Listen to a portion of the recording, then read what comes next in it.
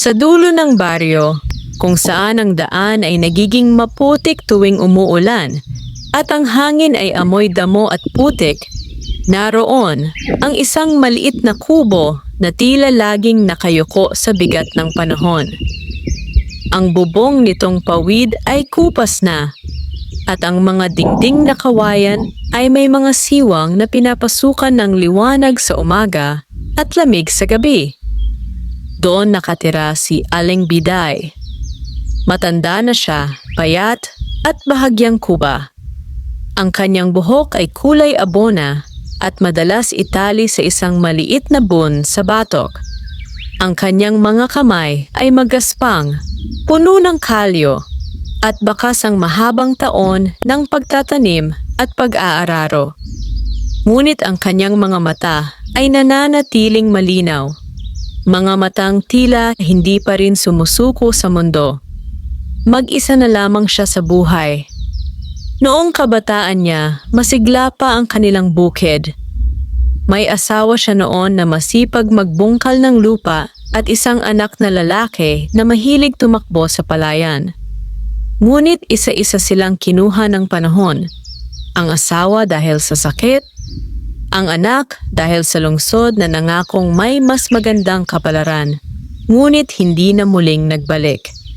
Simula noon, si Aling Biday na lang ang naiwan sa kubo at sa maliit na parsela ng lupang minana niya. Tuwing umaga, bago pa sumilip ang araw, gising na siya. Pinapakain ang 2 manok, sinisilip ang lumang tapayan ng tubig, at saka hinahaplos ang lupang matagal ng kanyang kasama. Para sa kanya, ang lupa ay hindi lamang lupa. Parang kaibigan ito na nakikinig sa kanyang mga hinaing. Ngunit sa taong iyon, tila nagbago ang lahat. Matagal ang tag-init, halos walang ulan. Ang lupa ay pumutok-putok sa tuyot. Ang mga palay ay hindi tumangkad tulad ng dati. Ang ilan ay nanilaw bago pa man magbunga. Araw-araw, nakatayo si Aling Biday sa gilid ng pilapil, tahimik na nakatitig sa kanyang tanim. Alam niya ang ibig sabihin nito. Tagutom. Isang hapon matapos niyang tipunin ang kakaunting ani, dinala niya ang mga ito sa kubo. Umupo siya sa sahig at isa-isang hinimas ang mga butil. Hindi man lang napuno ang kalahati ng kanyang lumang bayong. Napabuntong hininga siya. Hanggang kailan kaya ito aabot? Bulong niya sa sarili. Ang dating banga ng bigas na minsang halos hindi maubos, ngayoy manipis na ang laman. Kada salok niya ay kita na ang ilalim. Pinagkasya niya ang kakanin. Minsan lugaw. Minsan kalahating tasa lang. Minsan asin at tubig na lang ang ulam. Hindi siya sanay manghingi. Simula pagkabata, tinuruan siyang tumayo sa sariling paa. Kaya kahit gutom, hindi siya lumalapit sa mga kapitbahay. May sarili rin silang problema. Lagi niyang iniisip. Isang gabi, habang malakas ang hangin at ang lampara ay halos mamatay-matay sa pag-uga, binuksan niya ang banga. Kinalabit niya ang loob. Tunog ng kawalan. Ilang butil na lamang ang naroon. Tinipon niya ang natira at niluto. Isang maliit na mangkok lang ang napuno. Umupo siya sa sahig, dahan-dahang kumain at bawat subo ay parang paalam. Pagkatapos, inilapag niya ang mangkok at napatingala sa kisame. Hindi siya umiyak. Hindi siya nagreklamo. Tahimik lang. Pagod na pagod. Bago matulog, nagdasal siya sa paraang matagal na niyang ginagawa. Walang mahabang salita, walang malalaking hiling. Bigyan mo lang po ako ng lakas bukas. Kinabukasan, maaga siyang nagising kahit walang kakainin. Sanay na ang katawan niya sa pagbangon. Lumabas siya ng kubo at nakita ang makapal na hamog na nakalatag sa bukid. Maputi ang paligid, tila may manipis na kumot ang lupa. Kumuha siya ng lumang walis tingting at naglinis ng bakuran. Para sa kanya, kahit walang laman ang sikmura, kailangang maayos pa rin ang paligid. Habang nagwawalis, may napansin siya sa tabi ng daan. Isang maliit na sako. Lumang-luma, kulay lupa, at tila nahulog mula sa kariton o napag-iwanan ng kung sino. Napakunot ang noo niya. Wala namang dumaraan sa lugar na iyon tuwing gabi. Dahan-dahan siyang lumapit. Magaang tingnan, ngunit nang subukan niyang buhatin, tila may laman. Bahagya niyang binuksan ang tali. Bumungad sa kanya ang mapuputing butil. Palay. Maraming palay. Napaupo siya sa lupa sa gulat. Hindi niya alam kung kanino iyon. Walang marka. Walang pangalan. Walang bakas ng paa sa paligid. Tiningnan niya ang malawak na pilapil. Tahimik ang buong baryo. Tanging huni ng ibon ang maririnig. May nag-iwan kaya nito? Bulong niya. Matagal siyang nakatayo roon, hawak ang sako. Alam niyang hindi kanya iyon. Pero alam din niyang wala na siyang makakain. Naglakad siya papunta sa daan, tumingin sa magkabilang dulo at naghintay. Walang dumating. 1 oras. 2. Wala pa rin. Sa huli, napabuntong hininga siya at marahang binuhat ang sako. Kung may-ari, ibabalik ko na lang, sabi niya sa sarili. Dinala niya ito sa loob ng kubo at inilapag sa tabi ng banga. Hindi pa niya alam na ang simpleng sakong iyon ang magpapabago sa takbo ng kanyang buhay. At sa pagpasok ng umaga, habang unti-unting sumisikat ang araw sa ibabaw ng tuyong palayan, nagsimula ang isang hiwagang hindi niya kailanman inasahan. Maingat na isinandal ni Aling Biday ang sako sa tabi ng lumang banga ng bigas. Matagal niya itong tinitigan na parang natatakot siyang baka mawala kapag kumurap siya. Hindi siya agad kumuha. Sanay siyang magtiis, kaya kahit may pagkain sa harap niya, parang nahihiya pa rin siyang galawin iyon. Umupo muna siya sa bangkong kahoy at pinakiramdaman ng sarili. Kumakalam ang sikmura niya, ngunit mas malakas ang kaba sa dibdib. Kung may-ari man iyon at biglang dumating, paano niya ipapaliwanag na nabawasan na? Kaya buong umaga, hindi niya ginalaw ang sako. Naglinis muna siya ng bakuran. Nag-igib ng tubig sa poso sa dulo ng daan. Pinagpag ang kumot. Tinupi ang mga lumang damit.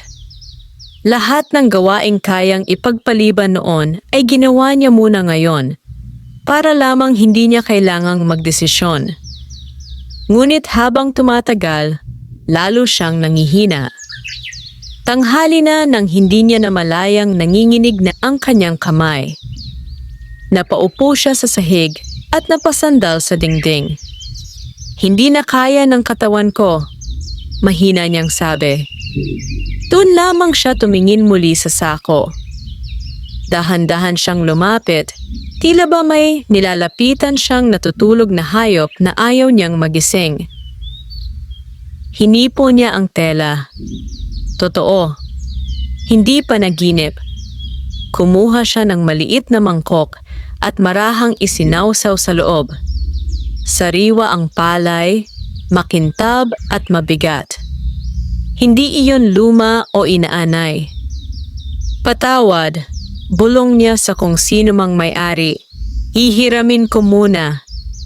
Nagkiskis siya ng palay, gaya ng dati niyang ginagawa. Hinipa ng ipa. Inulit hanggang maging bigas.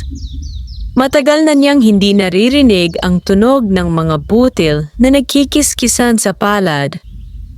Parang musika iyon sa tenga niya. Nagluto siya ng kanin. Habang kumukulo ang tubig sa palayok, kumalat ang amoy ng bagong saing. Amoy na matagal nang hindi tumatambay sa kanyang kubo. Napapikit siya sandali. Parang bumalik ang mga alaala. Ang asawa niyang nakangiti habang nagsasaing. Ang anak niyang nag-aabang sa tabi ng mesa. Ang tawanan tuwing sabay-sabay silang kumakain. Pagdilat niya, mag-isa na lang ulit siya. Pero may mainit na kanin sa harap niya. Dahan-dahan siyang kumain. Hindi siya nagmadali. Bawat subo ay sinasarap niya. Parang may ritual. Pagkatapos, may natira pang kaunti. Inilagay niya iyon sa mangkok para sa gabi. Lumapit siya sa sako. Tiningnan niya kung gaano kalaki ang nabawas. Napakunot ang noo niya. Parang walang nabago. Lumuhod siya at isinawsaw ang kamay. Pareho pa rin ang bigat. Pareho pa rin ang taas. Kumuha siya ulit ng mangkok at sinukat. Baka mali lang ang tingin ko kanina, sabi niya sa sarili. Inayos niya ang tali at hinayaan na. Maghapon, inisip niya iyon. Baka sadyang marami lang talaga ang laman. Baka hindi lang halata. Kinagabihan, nagsaing siya ulit mula sa parehong sako. Kumain. At muli, tinignan. Wala pa ring bawas. Hindi man lang lumubog ang laman. Doon na siya nakaramdam ng kakaiba. Umupo siya sa sahig at nakatitig sa sako na parang may lihim itong tinatago. Hindi siya madaling maniwala sa mga pamahiin. Buong buhay niya, lupa at pawis lang ang pinaniwalaan niya. Pero ngayon, hindi niya maipaliwanag ang nakikita. Baka napapagod lang ako. Baka namamalikmata, bulong niya. Kinabukasan, sinubukan niyang kumuha ng mas marami. 3 mangkok. Ginawa niyang lugaw. Kumain siya ng mas busog kaysa dati. May natira pa siyang pinatuyo para gawing bigas kinabukasan. Pagkatapos, lumapit siyang muli sa sako. Tahimik. Maingat. Umaasang may makikitang pagbabago. Ngunit ganoon pa rin. Punong-puno. Parang hindi ginalaw. Napahawak siya sa dibdib. Hindi takot. Hindi rin tuwa. Kundi isang uri ng pagtataka na may halong paggalang. Diyos ko, ano ito? Mahina niyang tanong. Lumuhod siya sa harap ng sako at hinaplos ang tela. Hindi ito malamig, hindi rin mainit. Karaniwan lang. Pero ang laman nito ay hindi karaniwan. Sa unang pagkakataon matapos ang maraming taon, naramdaman niyang may himala palang maaaring mangyari kahit sa taong tulad niya. Isang matandang babae sa dulo ng baryo na halos wala nang natira. Ngunit kasabay ng pag-asa, may sumiksik ding pangamba. Kung hindi ito sa tao galing, kanino? At kung may nagbigay, ano ang kapalit? Magdamag siyang hindi nakatulog. Sa labas, marahang gumagalaw ang hangin sa tuyong palayan. Sa loob ng kubo, nakaupo si Aling Biday, gising, at nakatitig sa sakong tila may sariling buhay. Hindi pa niya alam na ang biyayang dumating ay magsisimulang mapansin ng iba. At kapag napansin ng baryo ang bagay na hindi nauubos, hindi lahat ay matutuwa. Ilang araw na ang lumipas mula nang dalhin ni Aling Biday ang sako sa loob ng kanyang kubo. Ilang araw na rin siyang nakakakain ng maayos. Hindi na nanginginig ang kanyang mga tuhod tuwing umaga. May sigla na ulit ang kanyang mga hakbang. Nakakapagwalis siya ng hindi hinihingal. Nakakapag-igib ng hindi napapaupo sa gitna ng daan. Sa unang pagkakataon matapos ang mahabang panahon, may kulay na muli ang kanyang pisngi. Ngunit hindi iyon nakaligtas sa mata ng ibas. Sa baryo, walang lihim na nananatiling lihim. Lalo na kung ang isang taong matagal ng payat at halos hindi lumalabas ng bahay ay biglang nagmukhang masigla. Isang umaga, habang nag-iigib si Aling Biday sa poso, nasalubong niya si Aling Sela, ang kapitbahay na kilalang mausisa. "Biday," tawag nito. "Parang lumakas ka yata ngayon ah." Ngumiti lang siya.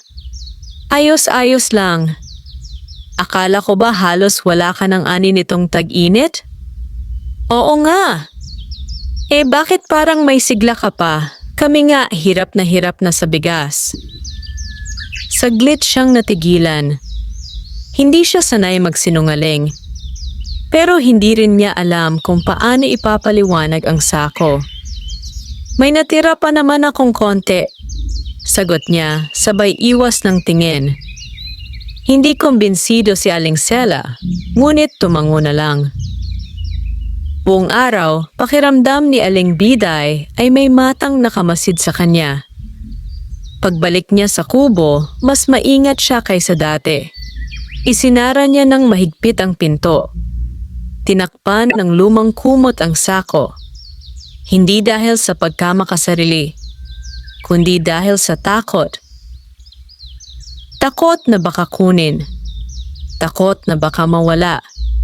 O baka kapag ikinuwento niya, biglang maglaho ang himala.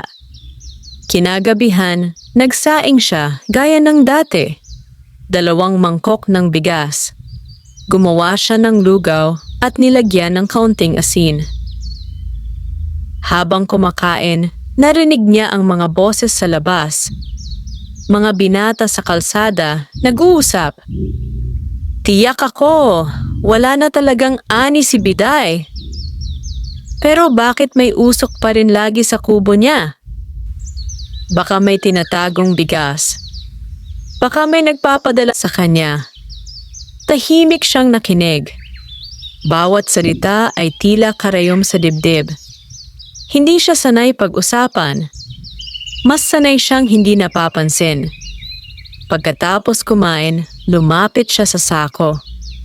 Tiningnan niya itong mabuti, parang kinakausap. "Hindi ko alam kung saan ka nanggaling," bulong niya. "Pero sana, huwag ka munang mawala." Hinaplos niya ang tela at may kakaibang init siyang naramdaman sa palad.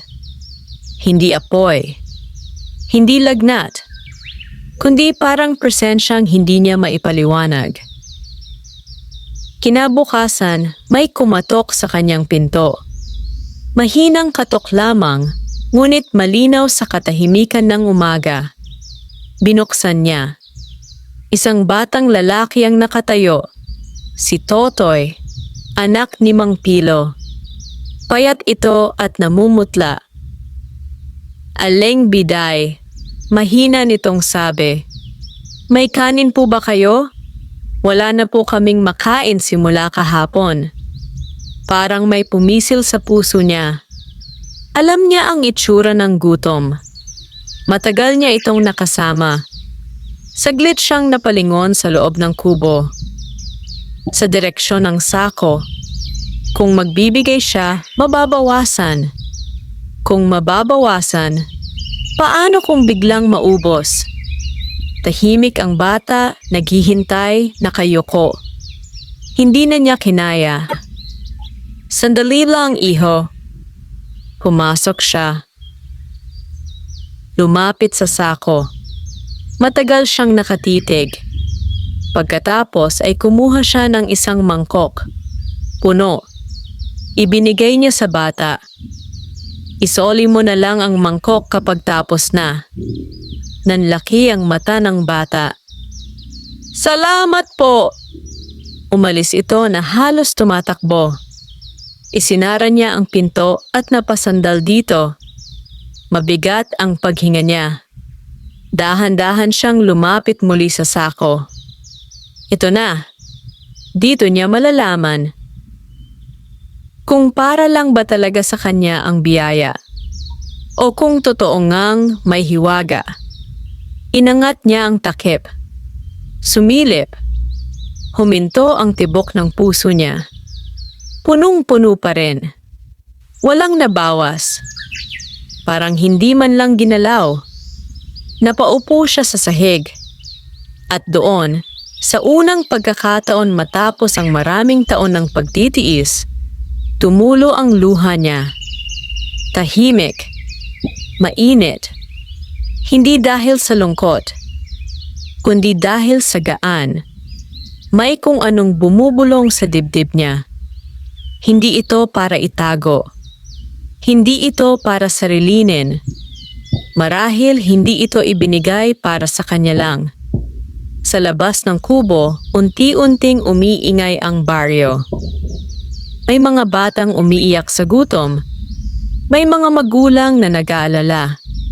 At sa loob ng maliit na bahay sa dulo ng daan, may isang matandang babae na nakaupo sa tabi ng sakong hindi nababawasan at nagsisimulang mag-isip ng isang desisyong maaaring magbago hindi lamang ng kanyang buhay, kundi ng buong baryo. Madaling araw pa lamang ay gising na si Aling Biday.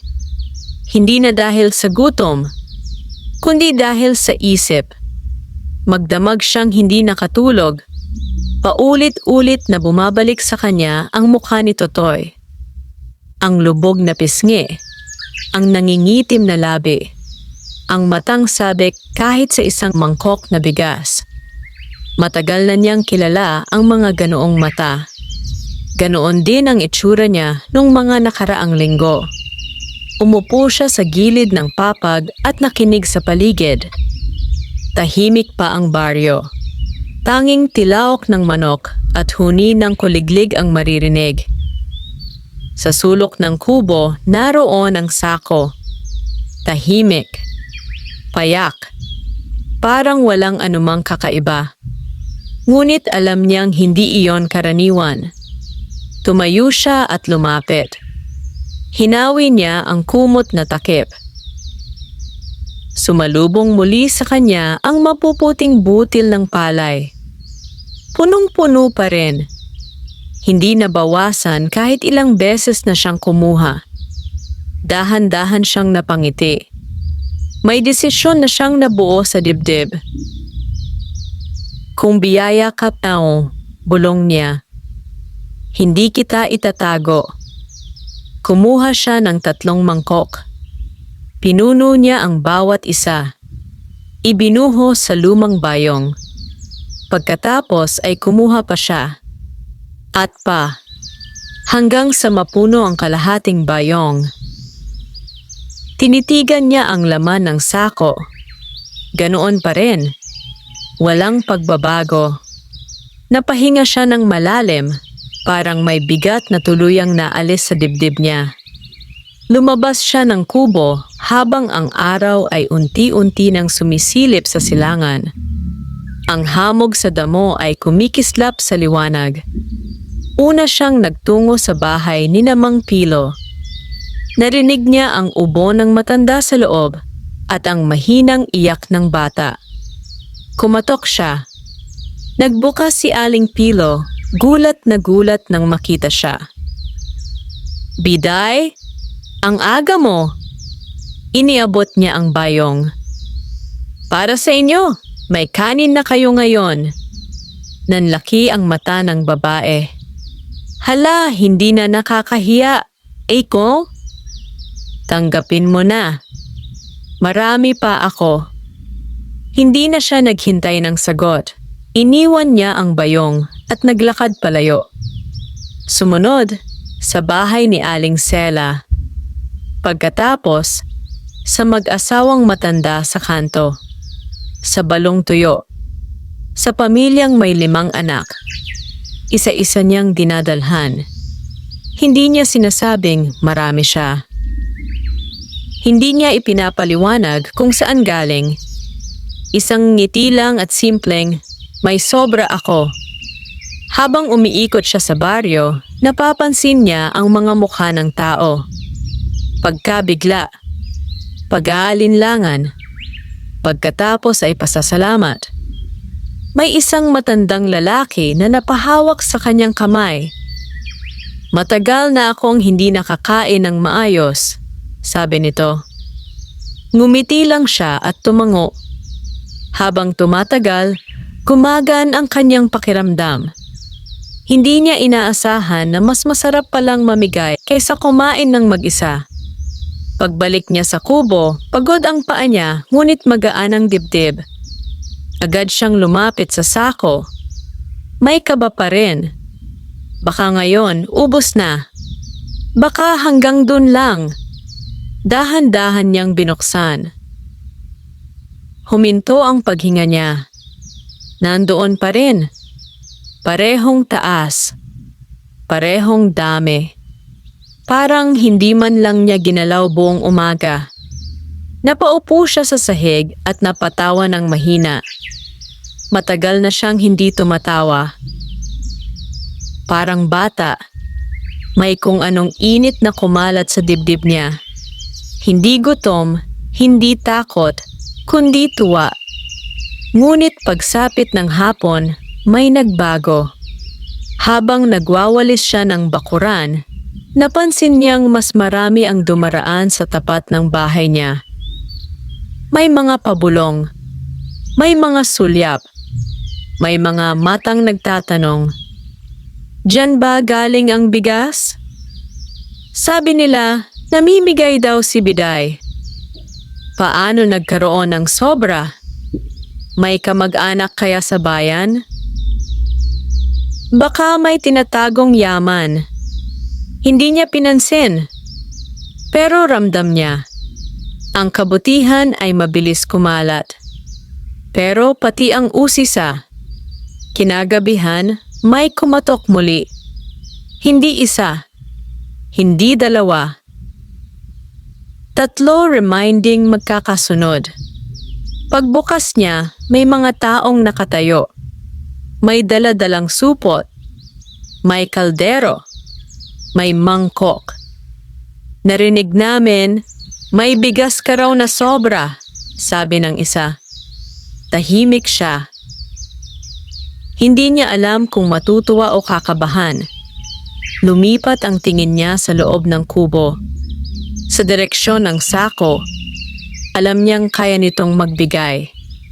Pero alam din niyang kapag nalaman ng lahat, hindi na ito magiging tahimik na biyaya.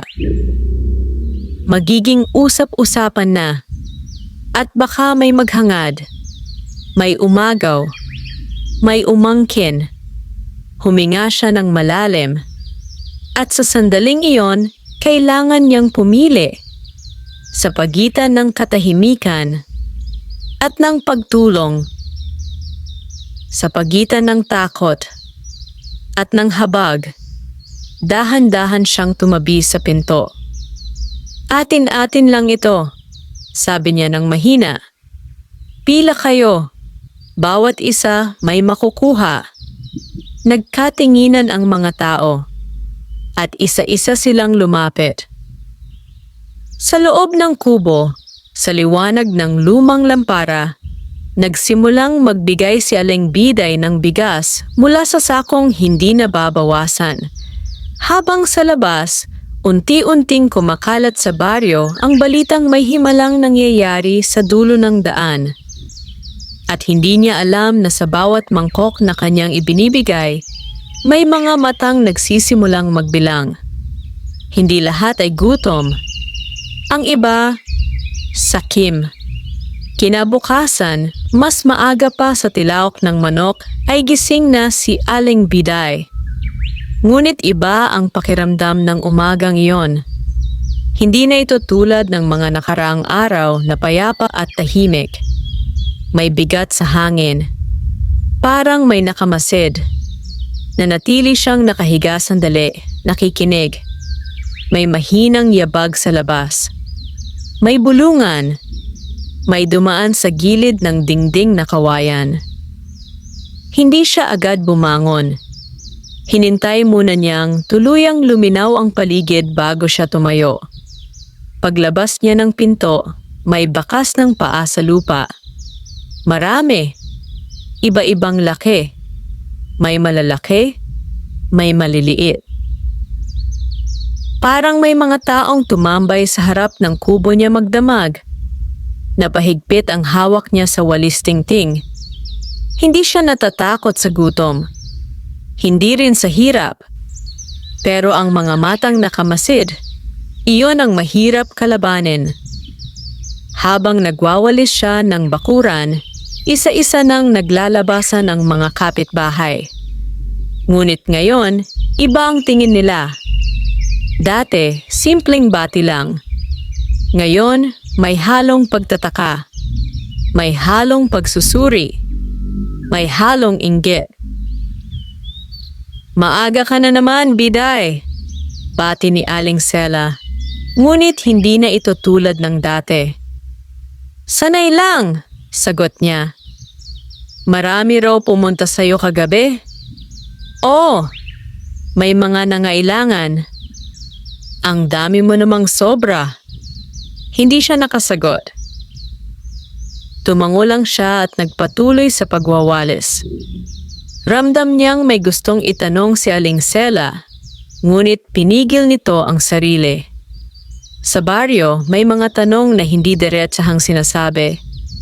Pero mas malakas kaysa salita ang tingin. Pagbalik niya sa loob, agad siyang lumapit sa sako. Binuksan. Punong-puno pa rin. Parang hindi nauubos ang biyaya. Ngunit kahit ganoon, hindi na kasinggan ng dati ang pakiramdam niya. Ngayon, may kasamang pangamba. Kumuha siya ng bigas at nagsaing. Habang kumakain, naririnig niya ang mga boses sa labas. Doon ka humingi. Namimigay daw siya. Baka may ginto sa ilalim ng bahay. Baka may nagiiwan gabi-gabi. Baka may kung anong orasyon. Napapikit siya. Hindi niya gusto ang ganitong usapan. Ayaw niyang maging sentro ng pansin. Buong buhay niya, tahimik lang siya.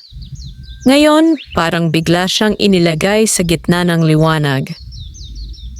Pagsapit ng tanghali, dumami ang kumakatok. Mas marami kaysa kahapon. May mga tunay na gutom. May mga may sakit. May mga inang may kargang sanggol. Sa kanila, walang pag-aalinlangan si Aling Biday.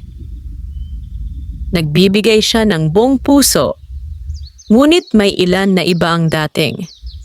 May mga lalaking malalakas pa ang katawan. May dalang malalaking sako. "Pahingi nga ng mas marami," sabi ng isa. "Para isang linggo na." "Kaunti lang muna bawat isa," sagot niya ng mahinahon. Marami ka naman pala." "Para sa lahat ito." Nagkatinginan ang mga lalaki. May bahagyang ngisi. Hindi niya nagustuhan. Pag-alis nila, parang may malamig na hangin na dumaan sa likod niya. Kinagabihan, mas maaga niyang isinara ang pinto. Tinakpan niya ang bintana. Inilapit ang sako sa tabi ng higaan niya. Hindi dahil gusto niya itong angkinin, kundi dahil ayaw niyang may kumuha habang natutulog siya. Tahimik ang gabi, ngunit hindi payapa. May mga yabag sa labas. May mahinang usapan. May aninong dumaan sa siwang ng dingding. Hindi siya nakatulog. Nakaupo lang siya, yakap ang tuhod, nakatitig sa sako. "Kung biyaya kan, bulong niya, sana bigyan mo rin ako ng lakas." Lumipas ang ilang oras. At saka Nisi, may mahinang kaluskos sa likod ng kubo. Parang may kumakapa sa dingding. May kahoy na umuga. May kawayan na dahan-dahang natutulak. Tumayo siya agad. Kinuha ang lumang itak na gamit niya sa bukid. Hindi siya marahas na tao. Pero hindi rin siya papayag na basta na lang agawan. Huminga siya ng malalim. Lumapit sa likod. May anino. 2. Narinig niya ang bulong. Diyan lang yan. Kunin mo na. Bilis! Biglang kumabog ang dibdib niya. Hindi na ito usap-usapan lang. May balak ng kumuha. Mahigpit niyang hinawakan ang itak. At sa unang pagkakataon sa maraming taon, naramdaman niya ulit ang takot. Hindi para sa sarili niya, kundi para sa himalang ipinagkatiwala sa kanya. Dahil kung mawala ang sako, hindi lang siya ang magugutom. Buong baryo ang mawawalan ng pag-asa. At sa dilim ng gabing iyon, habang ang hangin ay sumisipol sa pagitan ng mga kawayan, may mga taong nagtatangkang agawin ang biyayang hindi naman sa kanila. Walang buwan. Tanging mahinang liwanag ng mga bituin ang nakasabit sa langit. Sa loob ng kubo, nakatayo si Aling Biday. Mahigpit ang hawak sa lumang itak. Ramdam niya ang pawis sa palad kahit malamig ang hangin. Muli niyang narinig ang kaluskos. May kumakaskas sa likod na dingding. May marahang tumutulak sa kawayan. Parang daga na malaki. Parang taong pilit pumapasok. Diyan lang yan, dahan-dahan, bulong ng isang boses. Basta makuha natin ang sako, solve na. Nanikip ang dibdib ni Aling Biday. Hindi siya galit. Mas nangingibabaw ang lungkot. Mga kapitbahay niya ang mga iyon. Mga taong ilang beses na niyang binigyan ng bigas. Mga mukhang pamilyar sa kanya mula pagkabata. Ngayon, palihim na nagnanakaw. Huminga siya ng malalim at lumapit sa likod ng kubo. Hoy! Mahina lang ang boses niya, pero malinaw sa katahimikan. Biglang tumigil ang kaluskos. Umalis kayo. Tahimik. Pagkatapos ay may mahinang tawanan. Matanda lang yan. Kunin na natin. Doon siya lumabas. Bitbit ang itak, hindi nakataas, kundi nakababa lang sa tabi ng hita. Hindi panakot. Pangdepensa lang. Sa likod ng kubo, may 2 lalaking nakatayo. Kilala niya ang mga ito. Mga binatang malalakas ang katawan, sanay magbuhat ng sako sa palengke. Ngunit ngayon, iwas ang tingin. Mga iho, mahinahon niyang sabi. Kung gutom kayo, kumatok kayo. Bibigyan ko kayo. Hindi sila sumagot. Pero huwag kayong magnanakaw. Napakamot ang isa sa ulo. Akala namin marami ka namang sobra. Para sa lahat yon, hindi para agawin. Tahimik. Hanggang sa yumuko ang isa. Pasensya na po. Hindi niya inaasahan ang sagot na yon. Akala niya tatakutin pa siya. Pero mukhang mas nahihiya ang mga ito kaysa galit. Umuwi na kayo, sabi niya. Bukas, pumila kayo gaya ng iba. Tumango sila at dahan-dahang naglakad palayo. Matagal siyang nakatayo roon, pinapanood silang lumayo. Hindi siya nanginginig sa takot. Nanginginig siya sa katotohanan. Ang gutom pala, kayang baguhin ng tao. Kayang itulak kahit mabubuting tao sa masamang gawain. Bumalik siya sa loob ng kubo. Umupo sa tabi ng sako. Hinaplos niya ito, parang isang batang kailangang alagaan. Hindi lang pala ako ang susubukin mo, bulong niya. Pati sila. Kinabukasan, mas maaga pa kaysa dati, may pila na sa harap ng bahay niya. Mahaba. Mas mahaba kaysa kahapon. may dalang mangkok, may mga kaldero, may mga bayong. Tahimik ang karamihan. Hindi na usap-usapan. Hindi na chismis. Totoo na. Sa dulo ng baryo, may bigas na hindi nauubos. Lumabas si Aling Biday. Tumingin sa pila. Saglit siyang napahinto. Ang dami nila. Kung dati ay 10 o 15 lang, ngayon halos kalahati ng baryo. Pero sa halip na matakot, may kung anong init ang sumiksik sa dibdib niya. Hindi siya mayaman. Hindi siya makapangyarihan. Pero sa simpleng sako ng palay, kaya pala niyang pakainin ng marami. Isa-isa niyang pinapasok. Maayos. Walang tulakan. Bawat isa may sapat lang. Para may makuha pa ang susunod, lagi niyang paalala. May matandang babae na napaiyak habang tinatanggap ang bigas. May batang yumakap sa baywang niya. May lalaking tahimik na nagpasalamat. At doon niya napagtanto, mas mabigat palang dalhin ang biyaya kaysa sa kahirapan. Dahil sa kahirapan, sarili mo lang ang iniisip mo. Pero sa biyaya, responsibilidad mo ang lahat. Pagdating ng tanghali, pagod na pagod siya. Nanakit ang likod. Namamanhid ang mga daliri. Pero nang silipin niya ang sako, ganon pa rin. Punong-puno.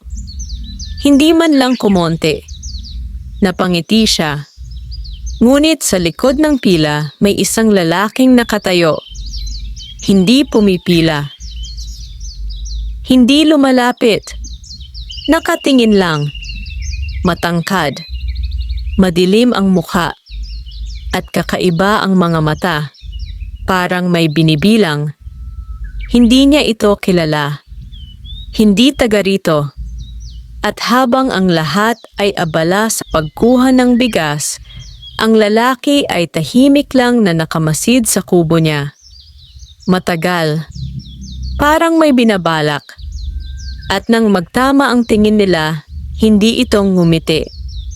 Hindi rin tumango. Umalis lang. Dahan-dahan. Parang may desisyong nabuo. Biglang may malamig na hangin na dumaan sa likod ni Aling Biday. Hindi niya alam kung bakit, pero may kutob siya. Ang gutom ng baryo ay kaya niyang punan. Pero ang kasakiman ng iilan, iyon ang mahirap labanan. Maghapon nang gumugulo sa isip ni Aling Biday ang mukha ng lalaking nakita niya kahapon. Hindi ito pumila. Hindi humingi. Hindi nagsalita.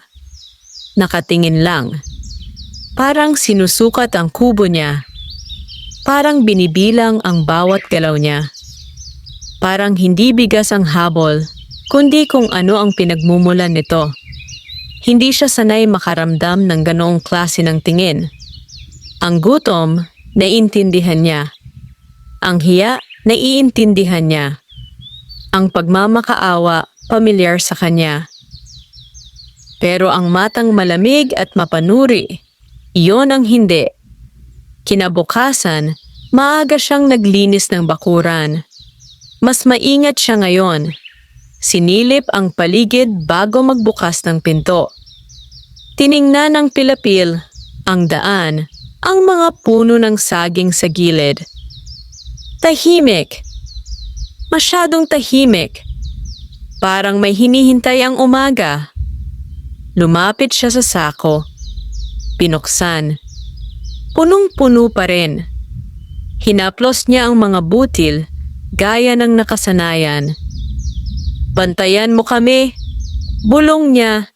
Hindi niya alam kung kanino siya nakikipag-usap. Sa Diyos ba, sa sako o sa hangin?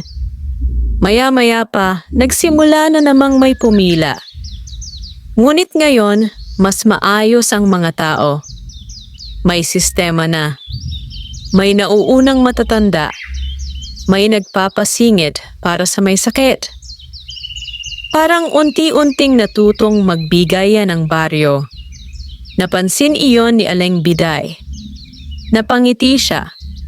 Marahil, hindi lang tiyan ang napupuno, pati ugali.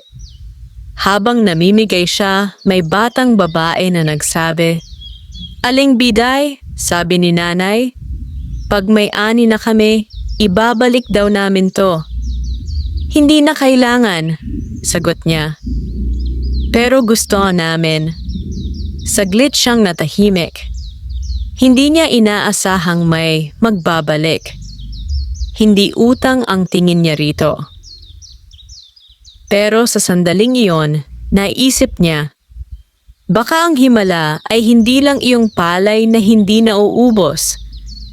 Baka ang himala ay ang pagbabagong ugali ng tao. Pagsapit ng tanghali, kumonti na ang pila. Pagod siya, kaya umupo muna siya sa lilim ng punong bayaba sa tabi ng kubo. Doon niya nakita, sa dulo ng daan, ang lalaking iyon, nakatayo ulit, hindi gumagalaw, nakatingin lang. Mas malinaw na ngayon ang itsura nito. Matangkad, maitim ang balat, may pilat sa pisngi. Nakasuot ng kupas na sombrero at lumang kamisa. Hindi mukhang magsasaka. Hindi rin mukhang mangingisda. Parang dayo. Dahan-dahan itong lumapit. Bawat hakbang mabigat. Hindi umiimik ang paligid. Parang pati hangin ay nag-aabang. Huminto ito ilang dipa mula sa kanya. "Kayo si Biday?" tanong nito. Mababa ang boses. Tuyo. "Oh," sagot niya. "Kayo yung namimigay ng bigas." "Kung may sobra, oo." Matagal itong tumingin sa kanya. Parang may hinahanap sa mukha niya. "Saan galing?" Hindi siya agad sumagot. Hindi dahil sa takot, kundi dahil hindi niya alam ang sagot. "Nakita ko lang," sabi niya. "Binigay siguro ng langit." Bahagyang ngumisi ang lalaki. Walang bagay na galing sa langit nang walang kapalit. Hindi niya nagustuhan ang tono. "Kung gutom ka, pumila ka. Bibigyan kita," mahinahon niyang sabi. Hindi ito gumalaw. "Hindi ako humihingi." "Kung ganon, anong kailangan mo?" Saglit na katahimikan. Pagkatapos ay tumingin ito sa kubo niya. Sa loob. Sa direksyon ng sako. "Gusto ko lang makita." Parang may malamig na tubig na ibinuhos sa batok niya. "Wala namang dapat makita," sagot niya. "Bigas lang." "Kung bigas lang, bakit hindi nauubos?" Napahigpit ang hawak niya sa laylayan ng damit. Hindi pala chismis lang. May mga nagbibilang na talaga. "Marami lang siguro," sabi niya. Tumawa ito ng mahina. Hindi masaya. Matanda na ako para maniwala sa siguro. Unti-unti siyang kinabahan. Ngunit hindi siya umatras. "Kung hindi ka hihingi, umalis ka na." "May gagawin pa ako." Matagal siyang tinitigan ng lalaki. Pagkatapos ay tumango. "Babalik ako?" Simple lang ang sinabi. Pero parang may bigat na dala. Pagkatapos ay tumalikod ito at naglakad palayo. Hanggang sa mawala sa likod ng mga puno. Nanatiling nakatayo si Aling Biday. Hindi siya mapakali. May kakaibang kutob na kumapit sa dibdib niya. Hindi gutom ang nakita niya sa lalaking iyon. Hindi rin pangangailangan, kundi interes. At ang interes, Minsan, mas mapanganib kaysa gutom. Bumalik siya sa loob ng kubo. Lumapit sa sako. Umupo sa tabi nito. Sa unang pagkakataon simula nang dumating ang biyaya, nakaramdam siya ng pangambang hindi niya maipaliwanag. Parang may darating. Parang may kukunin. At pakiramdam niya, ang susunod na gabi ay hindi na basta kaluskos lang sa dingding. Mas mabigat. Mas seryoso. Mas mapanganib. Maghapon na maulap ang langit. Hindi umulan. Hindi rin umaraw.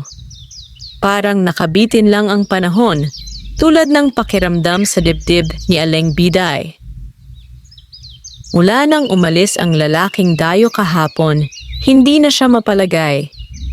Ilang beses siyang napasilip sa daan. Ilang beses niyang sinilip ang likod ng kubo. Ilang beses niyang hinawakan ang sako para lang masigurong naroon pa rin. Naroon pa rin. Tahimik. Punong-puno. Parang walang pakialam sa mga agam-agam ng tao.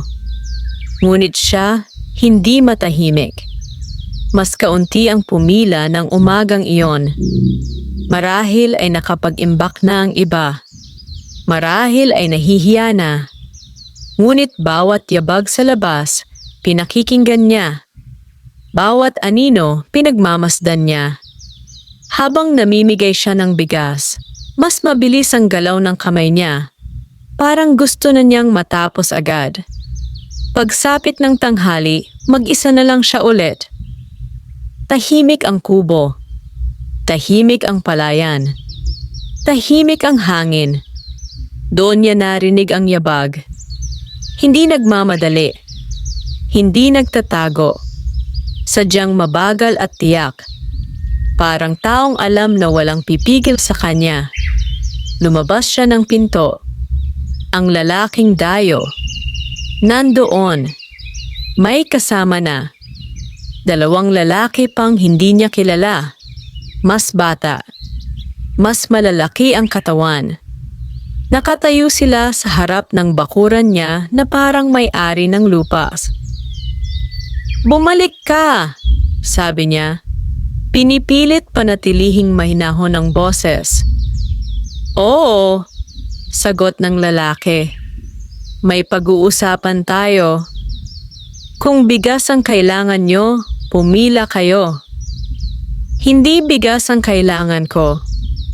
Humakbang ito palapit. "Gusto ko yung pinanggagalingan." Hindi siya sumagot. "Hindi normal yan," patuloy nito.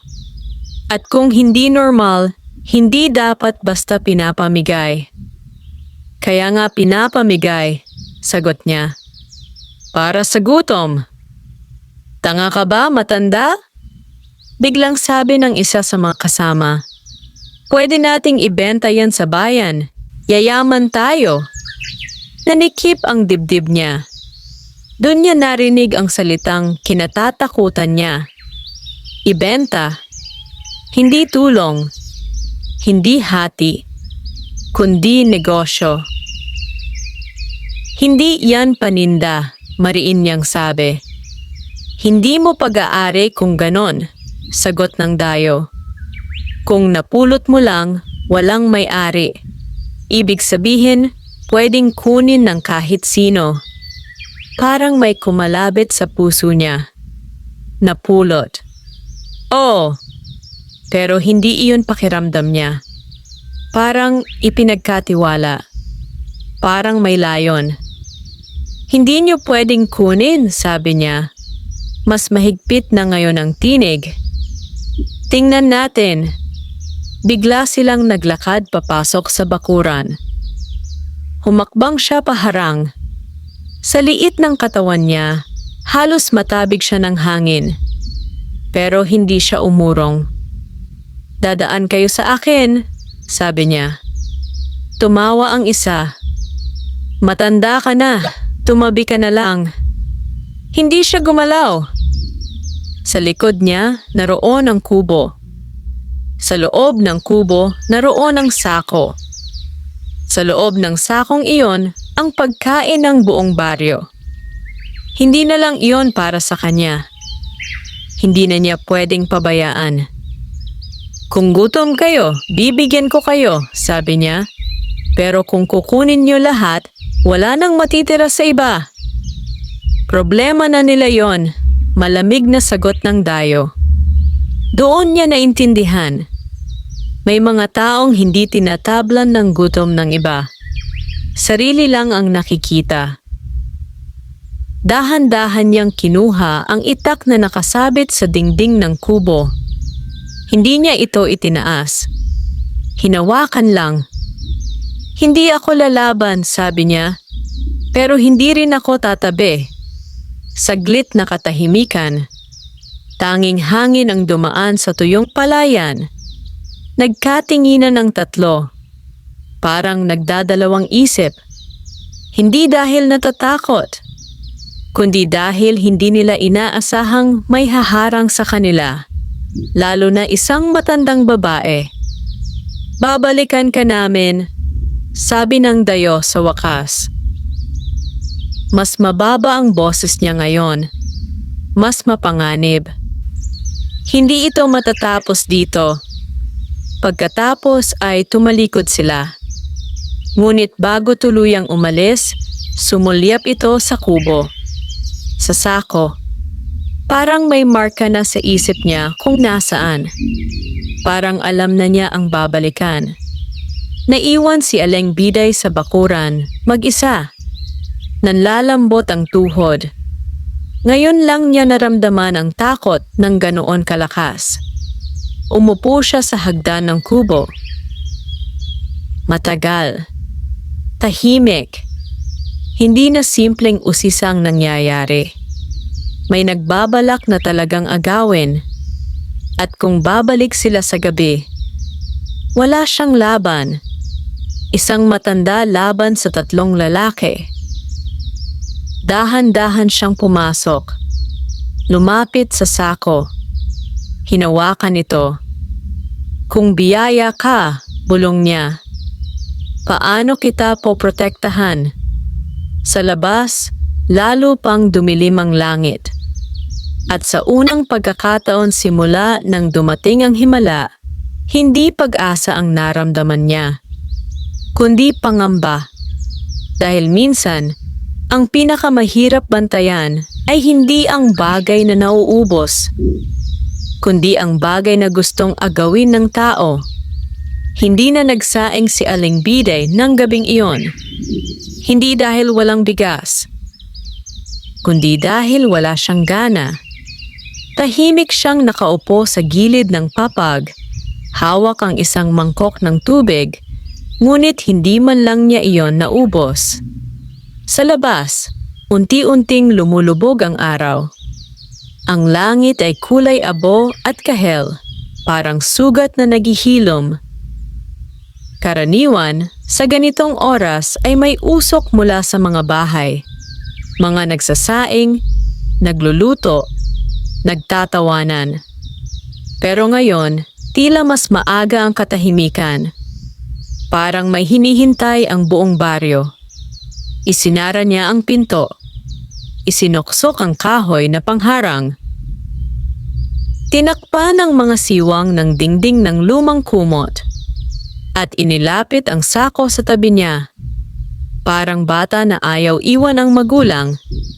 Umupo siya sa sahig, nakasandal sa dingding, katabi ang sako. Sa lamparang halos maubos na ang langis, gumagalaw ang anino niya sa kawayan.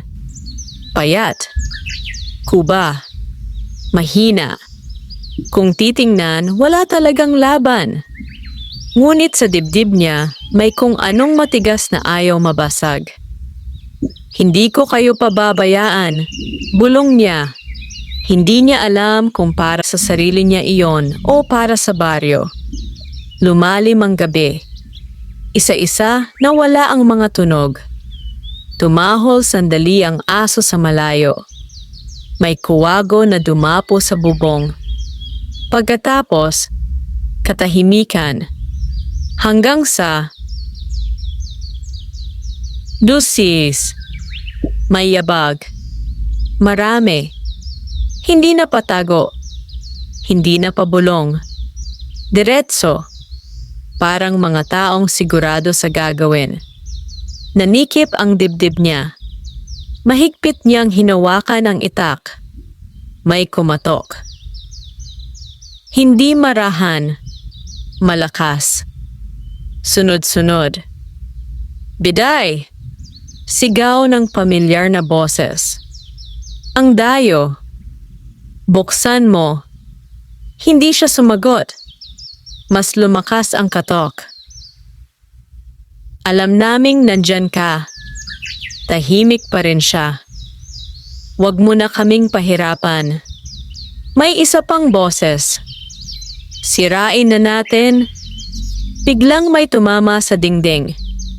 Umaalog ang kawayan. May pako na kumalansing. Napapikit siya. Hindi dahil sa takot, kundi sa lungkot. Ganito ba talaga ang tao kapag nasilaw sa pakinabang? Handang sirain ang bahay ng kapwa? Muli silang tumama. Mas malakas. May kawayan na nabiyak. Pumasok ang malamig na hangin. Biday! Sigaw ulit. Hindi mo yan pag-aari. Dahan-dahan siyang tumayo. Mahina ang tuhod. Pero matatag ang dibdib. Lumapit siya sa pinto. Inalis ang harang. Binuksan. Sa labas, 3 lalaki. Ang dayo sa gitna. May dala silang sako at lubid. Parang may kukuning hayop. Oh, sabi ng dayo. Mas madali kung hindi ka lalaban. Hindi ako lalaban, sagot niya. Saglit silang natigilan. Pero hindi rin ako papayag, dagdag niya. Matanda ka na. Anong magagawa mo? Hindi siya sumagot. Sa halip, lumingon siya sa likod. Sa direksyon ng kubo. Sa direksyon ng sako. At kung kunin niyo yan, sabi niya, maraming magugutom bukas. Hindi namin problema yon. Problema niyo rin yon, kasi kapitbahay niyo sila. Tumawa ang isa. Hindi kami santo. Tahimik siyang tumingin sa kanila. Walang galit. Walang puot. Puro awa. Pero tao pa rin kayo. Saglit na katahimikan. Ngunit hindi sapat ang salita para pigilan ang kasakiman. Bigla silang sumugod papasok. Tinulak siya sa gilid. Napaupo siya sa lupa. Masakit ang balakang niya. Ngunit agad siyang tumayo ulit. Pumasok sila sa kubo. Diretso sa sako. Yan na! Sigaw ng isa. Hinawakan nila. Binuhat. Ngunit, nang buhatin nila, parang biglang bumigat. Mas mabigat kaysa kanina. Bakit ang bigat? Reklamo ng isa. 3 na tayo ah. Sinubukan nilang hilahin. Hindi gumalaw. Parang nakabaon sa lupa. Parang may ugat. Parang ayaw sumama. Nanlaki ang mata ni Aling Biday. Hindi niya ito inaasahan. Tahimik lang siyang nakatayo. Pinapanood. Hinila nila ulit. Wala. Parang naging bato. Anong kalokohan to? Sigaw ng dayo. Mas lalong bumigat ang hangin sa loob. Parang may presensyang hindi nakikita. Parang may nagbabantay. Biglang may malakas na hangin na pumasok sa kubo. Umuga ang lampara. Halos mamatay. Ang mga butil ng palay sa sako ay tila kumalanseng. Hindi malakas, pero malinaw.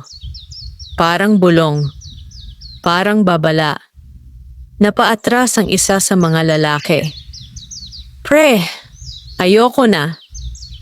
Buhatin mo, sigaw ng dayo. Pero kahit anong pilit nila, hindi gumalaw ang sako. At sa sandaling iyon, naramdaman nilang tatlo na may bagay na hindi nila kayang talunin. Hindi tao, hindi lakas, kundi kung anong hindi maipaliwanag. Unti-unti silang umatras. Pawisan, hingal, takot. Babalikan natin to, pilit na sabi ng dayo, pero wala na ang tapang sa boses. Lumabas sila. Nagmamadali. Halos matisod.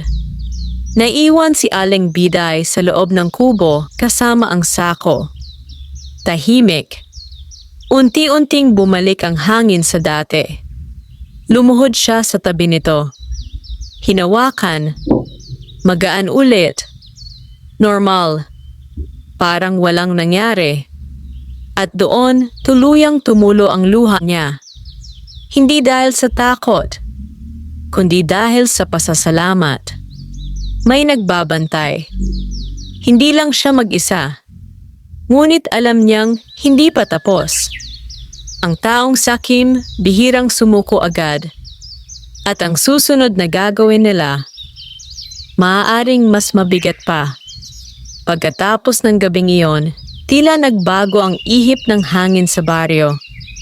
Mas malamig, mas mabagal. Parang may dumaan na bagyo na hindi nakita ng mata, ngunit naramdaman ng dibdib.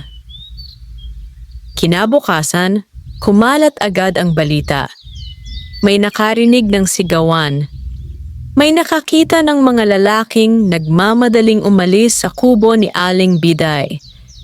May nagsabing parang may kakaibang hangin sa gitna ng gabi. May nagsabing may himala raw. Ngunit walang nakakaalam ng totoo. Si Aling Biday lang. At ang sako, maaga siyang lumabas ng bahay. Masakit ang katawan niya mula sa pagkakatulak, ngunit sanay na siya sa sakit. Mas masakit pa ang mga nakaraang taon ng gutom kaysa sa anumang galos. Nagwalis siya ng bakuran gaya ng dati. Nag-igib ng tubig. Nagsaing. Gaya ng walang nangyari. Ngunit sa loob-loob niya may malinaw ng pasya. Hindi pwedeng siya lang ang magbantay. Hindi pwedeng siya lang ang may alam. Kung mananatiling lihim ito, mas lalo lang itong aagawin. Pero kung magiging pag-aari ng lahat, walang mangangahas magnakaw. Pagsikat ng araw, dumating ang mga tao. Ngunit bago pa sila pumila, nagsalita siya. Mga kapitbahay, mahinahon niyang tawag. Nagtaka sila. Bihira siyang magsalita ng malakas. Unti-unti silang lumapit. Mga ina, bata, matatanda, magsasaka. Mga mukhang ilang linggo nang umaasa sa kanya. May sasabihin ako, patuloy niya. Tahimik ang paligid. Hindi ko alam kung saan galing ang palay na ito. Napulot ko lang, pero simula nang dumating ito, hindi naubos. Nagkatinginan ang mga tao. Alam na nila iyon. Nung una, inisip ko, baka para lang sa akin, pero mali pala ako. Huminga siya ng malalim. Para ito sa atin. Mas tumahimik ang paligid. Hindi ko na kayang bantayan mag-isa. Matanda na ako. Kung may gustong umagaw, wala akong laban. Kaya mula ngayon, hindi na ito sa bahay ko mananatili. Bulungan. Pagtataka. Ililipat natin sa gitna ng baryo. Sa lumang kamalig. Doon natin ilalagay. Doon tayo kukuha. Salitaan tayong magbabantay. Pantay-pantay. Walang sakim. May matandang lalaki ang nagsalita. Ibig mong sabihin, para sa lahat na talaga? Tumango siya. Habang may kailangan, may kukuha. Pero kung may sobra, magtanim tayo. Mag-ipon. Magtulungan. Matagal na katahimikan. Pagkatapos, isa-isang tumango ang mga tao. May umiyak. May ngumiti. May nagsabing, "Tama ka." At sa unang pagkakataon, hindi siya nag-iisa. Sabay-sabay nilang binuhat ang sako. Magaan. Hindi tulad kagabi. Parang kusa itong sumasama. Dinala nila ito sa lumang kamalig sa gitna ng baryo. Ang lugar kung saan dati inilalagay ang mga ani tuwing pista. Nilinis nila. Winalis. Inayos. Maingat nilang inilapag ang sako sa gitna. Parang altar. Parang puso. Mula noon, hindi na kailangang kumatok sa kubo ni Aling Biday. Ang mga tao mismo ang pumupunta roon. Kumuha ng sapat lang. Hindi sobra. Hindi kulang. May nagbabantay sa umaga. May sa hapon. May sa gabi. Unti-unting nagbago ang baryo. Hindi na maririnig ang iyak ng gutom tuwing gabi. May mga batang muling tumatakbo sa pilapil. May mga inang may lakas ng tumawa. May mga lalaking muling nagtatanong kung kailan uulan para makapagtanim. At ang pinakamahalaga, natuto silang magbahagi. Isang hapon, habang nakaupo si Aling Biday sa lilim ng bayabas, may lumapit sa kanya. Si Totoy. Mas bilog na ang pisngi. Mas maliwanag ang mata. "Inay Biday," sabi nito. "Sabi ni tatay, pag may ani na kami, dadagdagan daw namin yung palay." Napangiti siya. "Hindi kailangan. Gusto namin para sa susunod na magugutom." Saglit siyang natahimik. Doon niya tuluyang naintindihan. Ang himala ay hindi talaga ang palay. Hindi ang sakong hindi nauubos. Kundi ang pusong natutong magbigay. Pagkalipas ng ilang linggo, napansin nila, unti-unti nang nababawasan ang laman ng sako. Sa unang pagkakataon, lumubog ang mga butil. Hanggang sa kalahati. Hanggang sa kaunti na lang. Ngunit walang natakot. Dahil sa oras na yon, may mga tumutubong palay na sa bukid. May mga bagong tanim. May mga bagong ani. Hindi na sila umaasa sa hiwaga. May sarili na silang sipag. Isang umaga, tuluyang naubos ang laman ng sako. Wala nang natira. Ngunit hindi nagutom ang baryo. Dahil puno ang kamalig ng mga bigas na sila mismo ang nagani. Tahimik na umupo si Aling Biday sa harap ng dating sako. Hinaplos ang tela. Ngumiti. "Salamat," bulong niya. Hindi niya alam kung kanino. Sa langit. Sa lupa.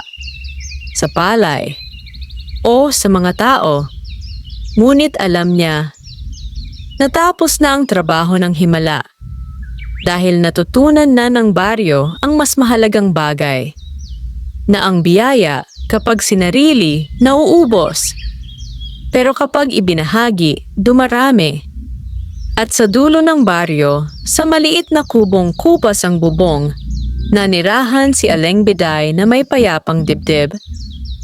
Hindi na siya nag-iisa. Hindi na siya gutom. At kahit wala na ang sakong mahiwaga, alam niyang may mas matibay ng himala. Ang isang baryong marunong magmahalan. Wakas.